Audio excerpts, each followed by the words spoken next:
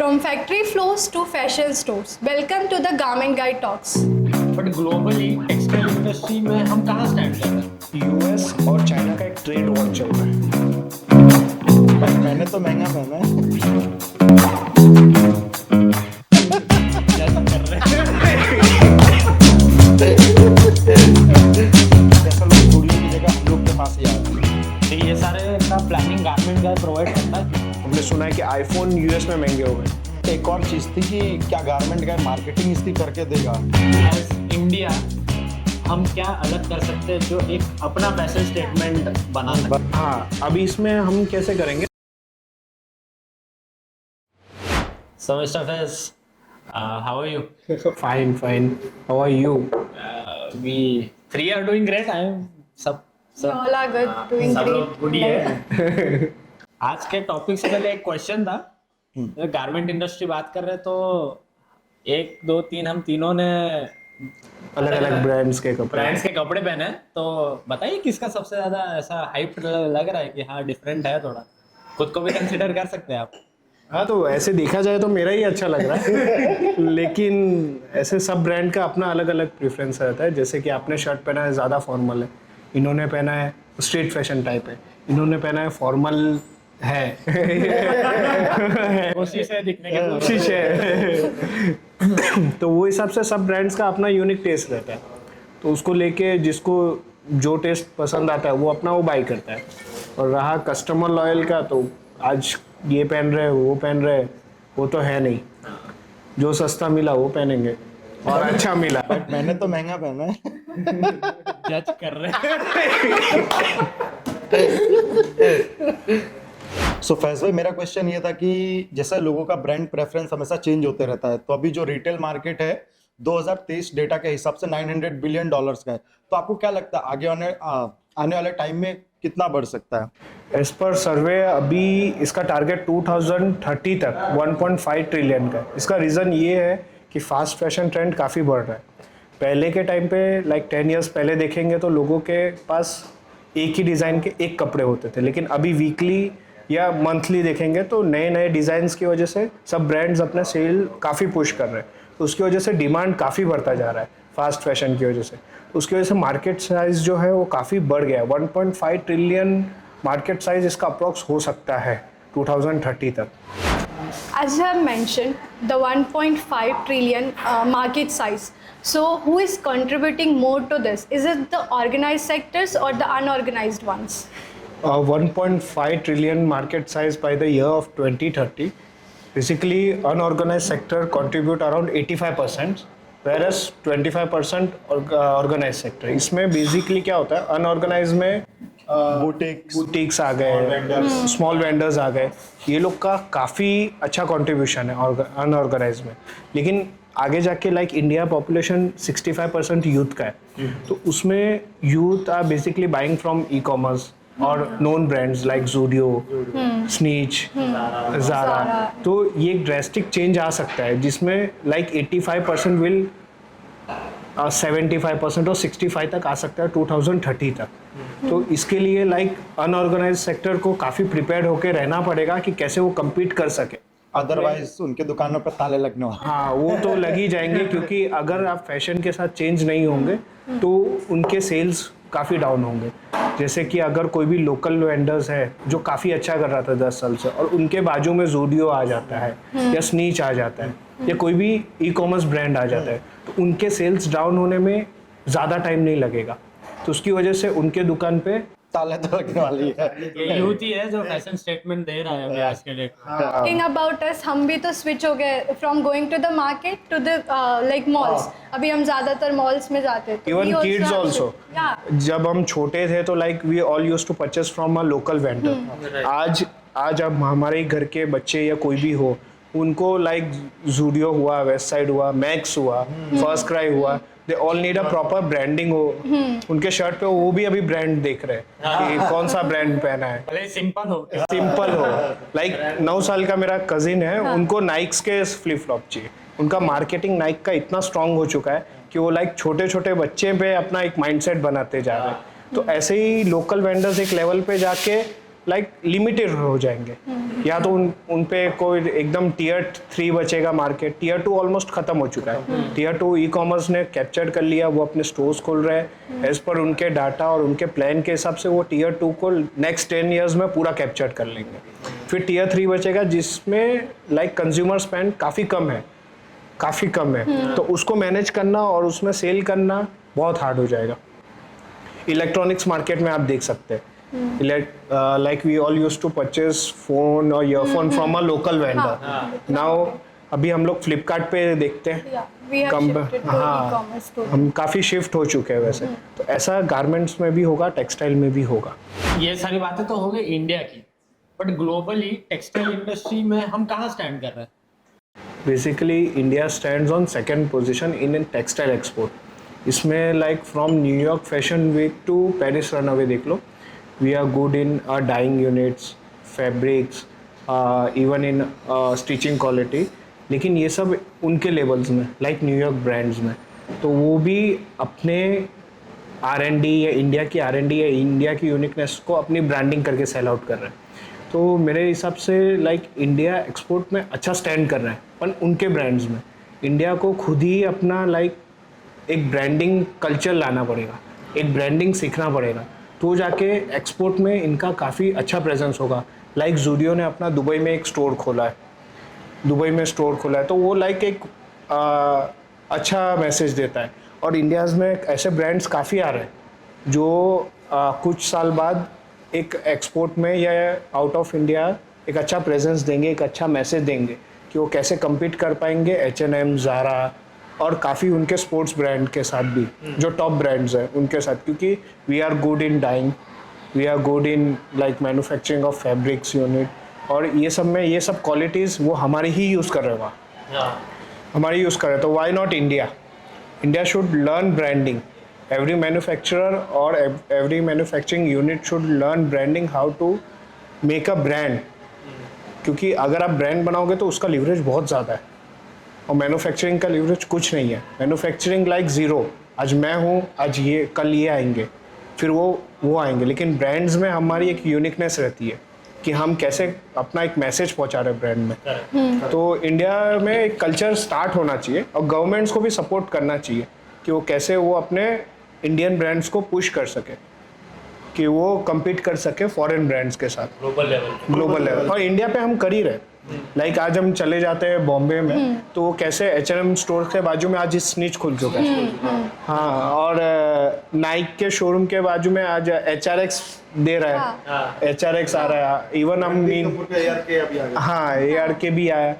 Even सब influencer भी branding में शिफ्ट हो चुके हैं। वो क्लोथिंग ब्रांड कैसा है कि जैसे कि रणबीर कपूर था, तो उसकी पर्सनैलिटी इतनी अच्छी थी कि लोग उनके जैसा बनना चाहते थे। तो वो मैसेज एक क्लोथिंग के कल्चर से ही जा सकता था, ना कि वो एक फूड पैकेजिंग बनाए और वो बोले कि ये खाओ रणबीर कपूर बन जाओ। उससे तो नहीं हो सकता था। तो वो एक क्लोथिंग से ही जा सकता है। इवन आपने देखा होगा काफ़ी इन्फ्लुएंसर ने, काफ़ी स्टार्स ने क्लोथिंग ब्रांड चालू किया था। शाहिद कपूर ने भी स्कल्ट करके वो तो बंद हो गया। हाँ, जॉन अब्राहम ने भी चालू किया।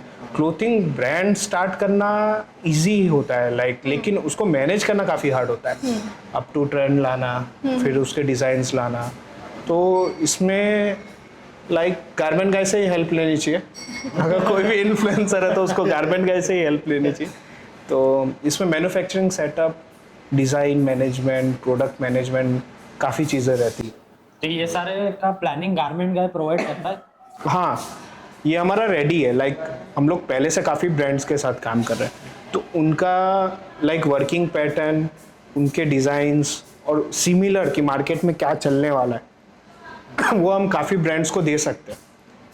क्योंकि ऐसा नहीं है कि सब यूनिक लाते हैं। आज हम चले जाएंगे ज़ूडियो में या H&M में या ज़ारा में, उनके सारे वाइट शर्ट प्रोडक्ट सिमिलर रहते हैं। हाँ। उनके जीन्स सिमिलर रहते हैं, कुछ के फैब्रिक्स थोड़े अच्छे रहते हैं, कुछ की फिनिशिंग थोड़ी अच्छी रहती है। तो वो सब चीज़ मेंटेन करना खाली एक ब्रांड है। और ब्रांड एक मैसेज है कि आप क्या मैसेज देना चाह रहे हो। जैसे ARK है तो वो अपना एक, मैं बोला वो अपना लाइफस्टाइल दे रहा है लोगों को। जैसे वो अपना शूज़ का कल्चर, उन्होंने बोला था कि मैं अपने शूज़ के कल्चर्स देना चाह रहा हूँ, तो वो है। और शाहिद कपूर शायद नहीं दे पाया उसके मैसेज, या फिर वो उनके प्रोडक्ट मैनेज नहीं हो पाए या कुछ भी नहीं हो पाए। काफ़ी इन्फ्लुएंसर है जो लाइक एक लेवल पे आके अपना ब्रांड बना सकते हैं। एक एक्स्ट्रा इनकम होता है, एक एक्स्ट्रा इनकम हो सकता है, लाइक वो पेड प्रमोशन के साथ साथ एक अपना एक गुडविल बना सकते हैं कि फ्यूचर में उनका सस्टेन हो जाए। ये आपने मेंशन किया कि we are standing at a global level, right? But at the same time America has shifted tariff from 16% to 26%. So how it is affecting India? Basically एक पॉइंट पे हम बात करते हैं कि like relation with America India के काफ़ी अच्छे रिलेशन है जो हम न्यूज़ पे भी देखते हैं, और एक साइड से ये मैसेज आता है जो कि ग्लोबली स्टॉक मार्केट क्रैश कर चुका है ऑलमोस्ट। चाइना का स्टॉक मार्केट हो या इंडियन मार्केट हो या US market, tariff is like not only benefit to US, उनके भी गुड्स काफ़ी महंगे हो जाएंगे क्योंकि यूएस ज़्यादातर चीज़ें इंपोर्ट करता है from China to India to Bangladesh to Vietnam. Basically अगर गारमेंट टेक्सटाइल की बात करें तो कंपैरेटिवली चाइना से हमारे पास ड्यूटी काफ़ी कम लगा है। टैरिफ लाइक उनका 36 या 40% है कुछ, और हमारा 20 to 26% है। तो एक ग्लोबल लेवल पे हम compete कर पाएंगे चाइना से। वो लाइक यूएस और चाइना का एक ट्रेड वॉर चल रहा है, एक ट्रेड वॉर चल रहा है।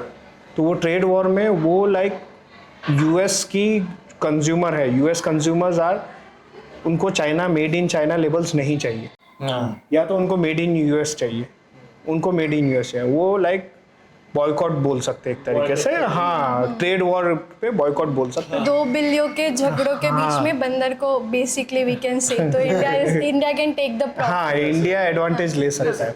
इंडिया को एक ग्रोथ लाइक इंस्टेंट ग्रोथ नहीं मिलेगा, लेकिन एक लाइक 2-3-4 years में इनको एक अच्छा ग्रोथ मिलेगा। अभी आपने बताया कि globally we are standing at a rank. At the same time, America has increased its tariff from 10% to 26%. So how it will affect India? Like as I mentioned कि India stands on second position from global exports. तो इसमें India का advantage एक चीज़ ये हो सकता है कि यूएस ने टैरिफ इंडिया के साथ साथ चाइना पे भी और अदर्स कंट्री पे भी लगा है। तो हमारा मेन कॉम्पिटिटर चाइना है, चाइना पे उन्होंने टैरिफ बहुत ज़्यादा लगा दिया क्योंकि उनका trade war, internal trade war चल रहा है। इंडिया से ज़्यादा टैरिफ चाइना पे लगा है। इंडिया से ज़्यादा टैरिफ चाइना पे लगा है। तो इंडिया को एक एडवांटेज है कि वो अपने प्रोडक्ट्स ज़्यादा सेल कर सकते हैं, क्योंकि जो चीज़ें इंडिया से 100 में जाएगी वो चाइना से 110-120 में जाएगी, जो ह्यूज मार्जिन गैप लेगा। तो यूएस कंज्यूमर्स को जहां एडवांटेज दिखेगा वो एक ट्रेड सब्स्टिट्यूट तैयार करना चाह रहे हैं, या तो इंडिया से, या तो बांग्लादेश से, या तो वियतनाम से। मेन टेक्सटाइल हब यही है। तो वो अपने जहां से उनको मेन ज़्यादा एडवांटेज मिले तो वो उनको अपना एक ट्रेड सब्स्टिट्यूट तैयार करेंगे। और रहा चाइना की बात, चाइना से अगर कोई भी गुड्स जाएगा तो वो यूएस को काफ़ी कॉस्टली पड़ेगा। लाइक एज आई मेंशन कि चाइना में टैरिफ इंक्रीज हुआ इंडिया से 10%, मेरे ख्याल से इंडिया से ज़्यादा है। तो हर गुड्स 10% ज़्यादा महंगे होंगे और इंडिया 10% सस्ता होगा। तो ग्लोबल सेल्स हमारे पास इंक्रीज हो सकते हैं। ये 1 day प्रोसेस नहीं है, लेकिन ये और लाइक टाइम टेकिंग प्रोसेस है। 1 year, 2 year, 3 year। ये हम लोग क्योंकि मेजर एक्सपोर्टर है यार्न के, फैब्रिक्स के और रेडीमेड गारमेंट्स के, हमें कम्पीट करना है इंटरनल अभी कि हम कैसे बेस्ट प्राइस पे वो चीज़ दे सके, कैसे वो बेस्ट प्राइस पे वो हम लोग वो चीज़ दे सके। क्योंकि अभी गवर्नमेंट्स को भी काफ़ी पॉलिसीज लानी चाहिए एक्सपोर्ट्स में, तो जाके छोटे जो बिजनेसमैन हैं उनको, छोटे बिजनेसमैन के पास अच्छे प्राइस रहते हैं, अच्छी क्वालिटी रहती है, तो कैसे वो ग्लोबली जा सके। तो गवर्नमेंट को इंडियन टैरिफ को एज अ यूएस टैरिफ को एज अ एडवांटेज लेके हम लोग उसको प्लान करके कैसे हम नेक्स्ट 5 years में या नेक्स्ट 10 years में एक ग्लोबल टॉप रैंकिंग पे आ सके। हाँ, मतलब ये इनडायरेक्टली अपने इंडिया के लिए इकोनॉमिकल ग्रोथ भी हो जाएगा और थोड़ा वैकेंसीज भी निकलेंगे। हाँ, between US and China trade Wars में। लेकिन इसमें एक डिसएडवांटेज ये भी हो सकता है, ड्रॉबैक बोल सकते हैं, कि इवन अगर बांग्लादेश का पॉलिटिक्स सही हो जाता है तो बांग्लादेश इंडिया से ज़्यादा बेटर है टेक्सटाइल में। और वहाँ का लेबर्स वगैरह भी चीप है। Even Vietnam is also increasing, क्योंकि वियतनाम एक्सपोर्ट भी काफ़ी ज़्यादा इंक्रीज हो रहा है। तो इंडिया को इंटरनल काफ़ी इंटरनल प्राइस compete करना पड़ेगा और वो ग्लोबली अपने प्रोडक्ट्स कैसे बेटर प्रेजेंट कर सकते हैं, बेटर प्राइस में, बेटर क्वालिटी में, तो वो एक इंडिया को उस पर वर्किंग करना पड़ेगा।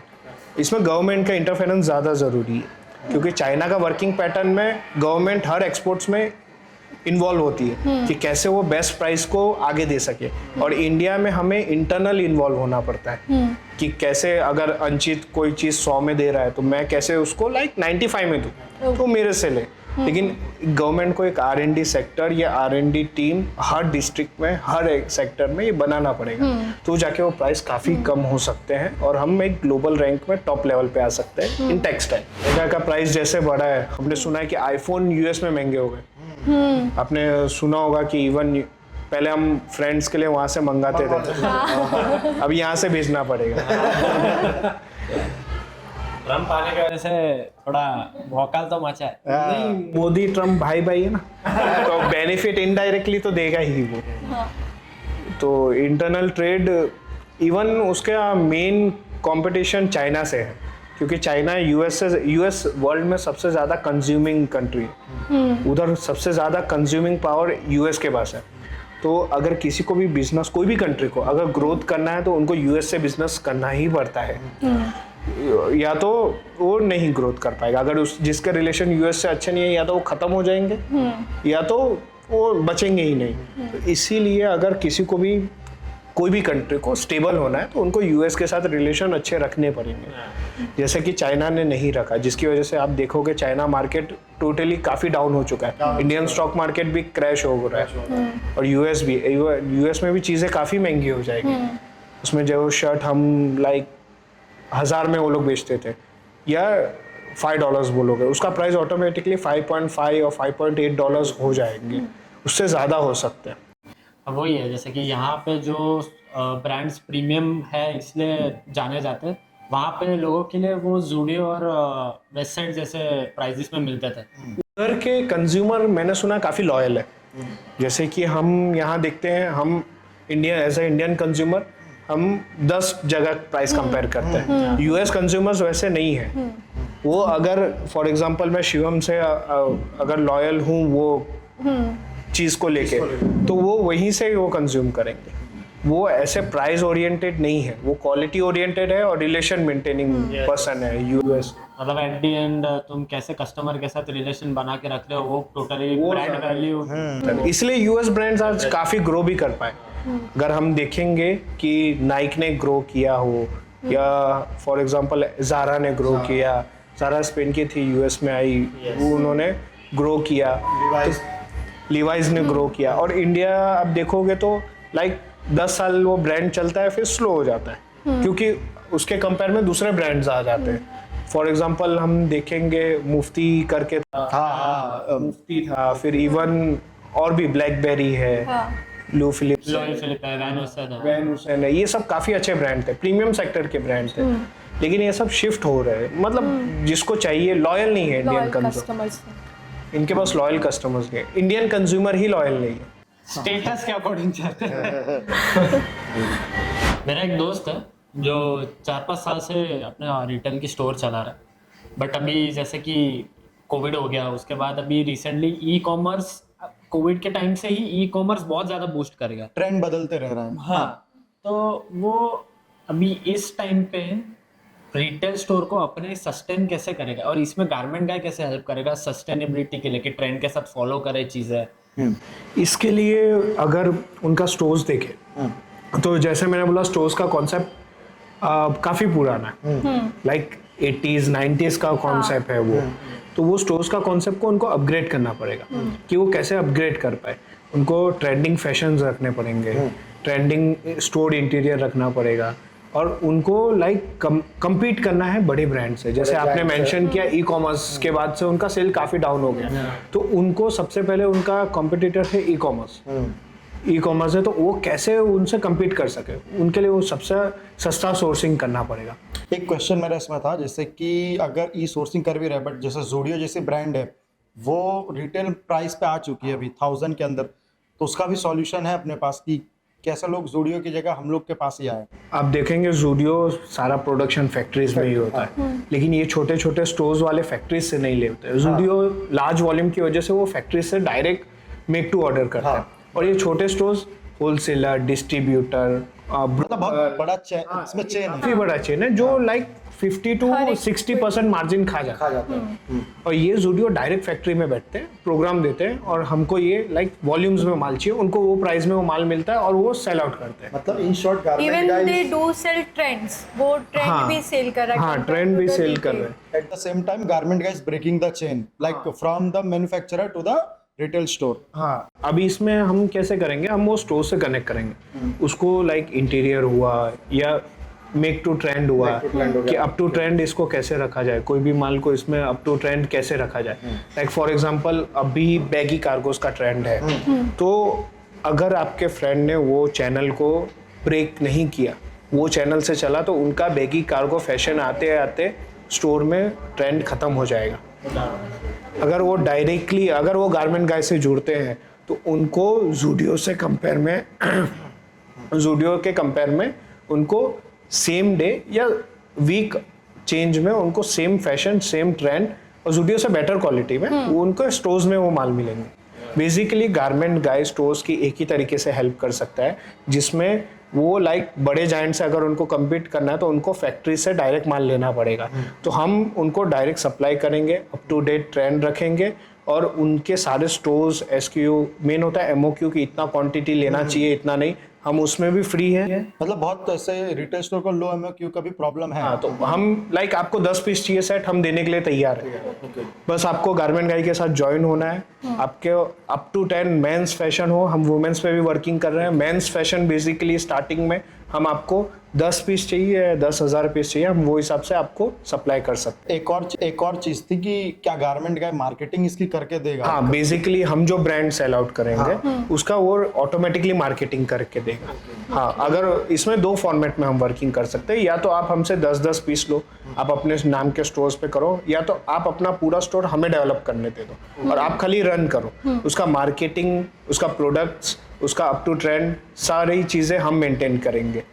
सो अगर आपको किसी कोई भी लोगों को आपसे रीच आउट करना है तो कैसे करेंगे? डीएम्स कर सकते हैं, डायरेक्ट इंस्टाग्राम पे डीएम कर सकते हैं, या तो ये कमेंट में ये कमेंट में लिख सकते हैं। लिख सकते हैं, हम डायरेक्ट उनको रीच आउट कर देंगे।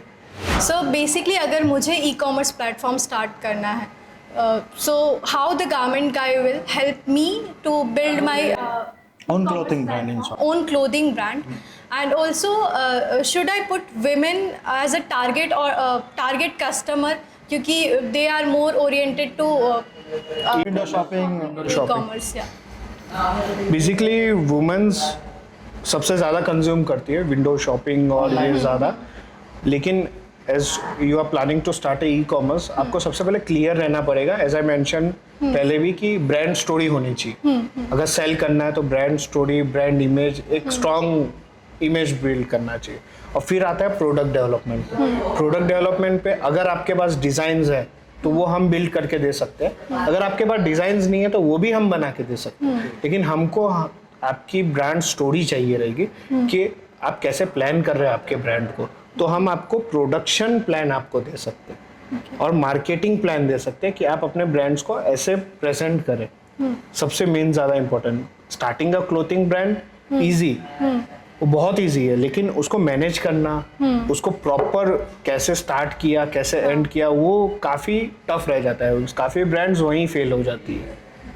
लाइक इससे मैंने सुना भी गारमेंट गाय पे बहुत लोगों ने रीच आउट भी किया था बीच में कि बहुत लोगों को प्रॉब्लम हो रही थी, तो आपने उनकी हेल्प भी करी है, तो उनका क्या रिस्पॉन्स है? कैसे एक का आप एक्सपीरियंस पर्सनल शेयर कर सकते हो तो? हाँ, इसमें बेसिकली तेलंगाना में एक स्टोर था, लाइक वो उसके बाजू में जूडियो था या कोई सा, उन्होंने बोला था एक अच्छा ब्रांड स्टोर था, उसकी वजह से उनके सेल्स काफ़ी डाउन हो रहे थे, वो कम्पीट नहीं कर पा रहा था। तो हमने उनको अपने डिज़ाइंस भेजे, पहले उनको ऑनबोर्ड किया, उनको ट्रस्ट नहीं हो रहा था सबसे मेन, क्योंकि ऑनलाइन ट्रस्ट करना काफ़ी हार्ड है। तो आप हमारी फैक्ट्रीज में आ सकते हैं, हमारी ऑफिस में आ सकते हैं, आप देखिए, कनेक्ट करिए, एक दिन का प्रोसेस है। फैक्ट्रीज देखना, ट्रस्ट लाना काफ़ी इंपॉर्टेंट है, क्योंकि हम भी क्रेडिट पे गुड्स नहीं दे सकते ऐसा, क्योंकि क्या होता है इसमें क्रेडिट पे गुड्स देना फिर सामने फ्रॉड होने का काफ़ी डर रहता है। डायरेक्ट मैन्युफैक्चरर से रिटेलर को है ये। डायरेक्ट रिटेलर्स को है तो हम क्रेडिट पे नहीं देते। तो इसके लिए हम जैसे तेलंगाना की वो बात थी, वो एक बंदा था वो काफ़ी फेस कर रहा था सेल्स में, तो हमारी टीम ने उसको काफ़ी हेल्प किया कि कैसे वो अपने रैक्स को अपग्रेड कर सके। वो अभी भी पुराने फैशन से चल रहा था, उसके पास ट्रेंडिंग कपड़े नहीं थे, वो ट्रेंडिंग कपड़े लेता अपन उसके पुराने ने पूरे रैक्स होल्ड करके रखे थे, जिसकी वजह से वो सेल नहीं कर पा रहा था, कैश फ्लो नहीं मेंटेन हो रहा था। सबसे मेन कैश फ्लो, सब बिजनेस में कैश फ्लो बहुत ज़्यादा इंपॉर्टेंट है। वो कैश फ्लो मेंटेन नहीं कर पा रहा, तो हम बेसिकली हमारा गारमेंट गाय का एक ही मोटिव है कि कैश फ्लो कंटिन्यूज होना चाहिए, तो स्टोर की ग्रोथ ज़्यादा जल्दी होगी। जहाँ कैश फ्लो ब्लॉक होगा, सेल नहीं होगा, वो स्टोर्स ख़त्म हो जाएंगे।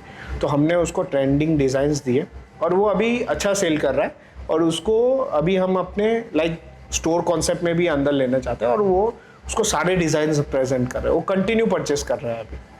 ऐसे ही काफ़ी लोग का मैसेज आ रहा है। आज के डेट में ये जो फैशन है ये ग्लोबली एक स्टेटमेंट बनता है, फिर हर जगह फॉलो होता है। तो ऐसा एज इंडिया हम क्या अलग कर सकते हैं जो एक अपना फैशन स्टेटमेंट बना सके? क्योंकि लोग तो वेस्टर्न स्टाइल ज़्यादा फॉलो करते हैं। ऐसा नहीं है कि इंडिया ने अपना प्रेजेंस नहीं दिया फैशन में। आपने सुना होगा मान्यवर, मान्यवर ने ग्लोबली रीच आउट किया।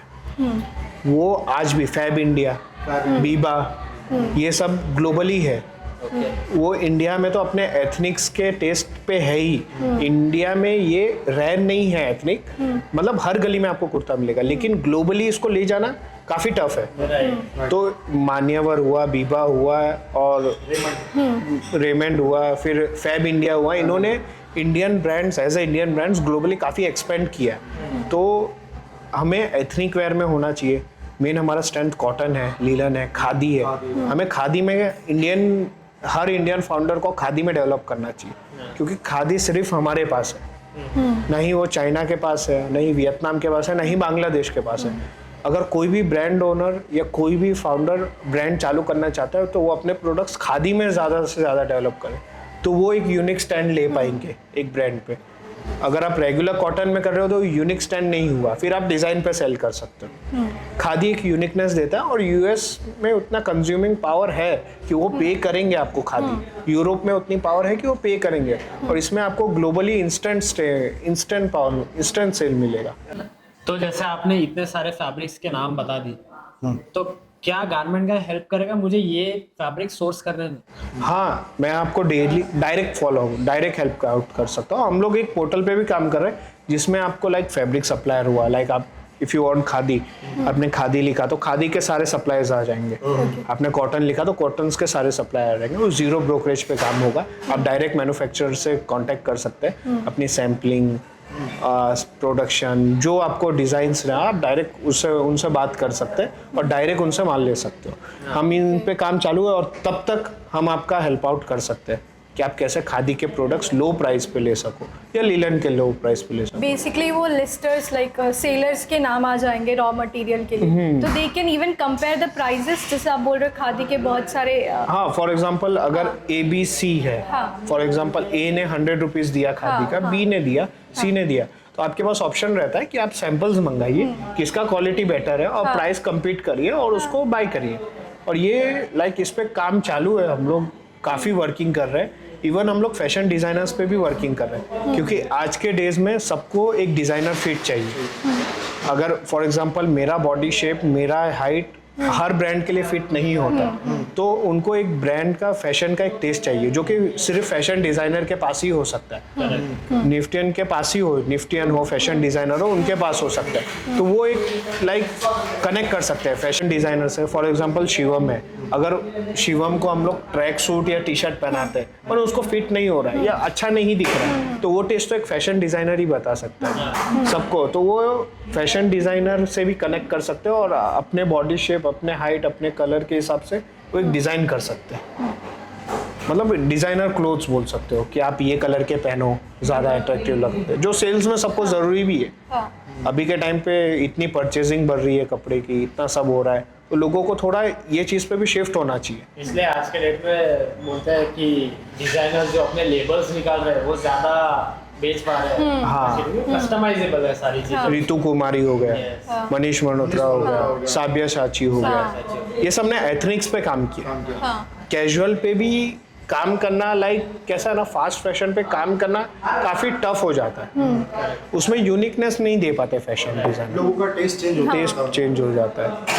वही जैसे मैंने बोला कि ग्लोबली ट्रेंड चेंज हुआ तो हाँ, पूरा तो यहाँ पे पूरा इसमें बेस्ट थिंग ये हो रही है लोगों की कि आप इंटरमीडिएट हटा दे रहे हो। In short like garment guys providing everything to the direct retail store, वो चीज़ बहुत बेस्ट हो जा रहा है। हमारा मेन मोटिव है, लाइक अगर इंडिया को ग्लोबली स्टैंड होना है तो इंडियन बिजनेसमैन को एकदम क्लियर होना पड़ेगा बिजनेस को लेके, एकदम क्लियर। लाइक अगर फॉर एग्जांपल मेरे से अगर कोई पानी मांग रहा है तो मुझे पता है 20 रुपए में मैं आपको एक बार बेच सकता हूँ ये 40 रुपए दिखा के, दूसरी बार आप मेरी इमेज आपके पास काफ़ी ख़राब हो जाएगी। मेरा मेन इनकम सोर्स वो वेबसाइट से वो नहीं रहेगा, हम B2B पे फोकस करेंगे। हमारा एक ही मोटिव है कि हम कैसे लोकल वेंडर्स को ज़्यादा से ज़्यादा डेवलप कर सके और कैसे एम्पावर कर सके, वुमेन्स हुआ या बिजनेसमैन को कैसे ज़्यादा उनको क्लियर इमेज दे सके कि आप ऐसे ब्रांड्स बनाओ। मेन रीज़न मेरा ये गारमेंट गाय को रन करने का यही है। काफी अच्छा विजन है और इस पे आएगा रिस्पॉन्स तो भी आना स्टार्ट हो चुका है। करेंगे, सब लोग ये हाँ, सपोर्ट सब। करेंगे। मैं तो चाहता हूँ कि सब लोग जाके अब भी जाके कमेंट सेक्शन में पिन कर दे फैब्रिक, और जो भी Comment जिस भी रिलेटेड आपको दिक्कत है गारमेंट में ज़रूर हेल्प करेगा। यार सहज हुए तो बैठे ही है। कमिंग टू एन एंड, आप रिटेलर्स को या फिर those who are starting a brand, आप क्या मैसेज देंगे? लाइक उनका जो भी प्रॉब्लम होता है, लाइक फैब्रिक सोर्सिंग से, स्टिचिंग से या डिज़ाइनिंग से, उसके लिए हम काफ़ी सपोर्ट में हैं। उनको कोई भी प्रोसेस या कोई भी स्टेज पे कोई भी प्रॉब्लम हो तो डायरेक्ट हमें DMs करें, हम उनका 24 आवर्स में रिप्लाई करेंगे।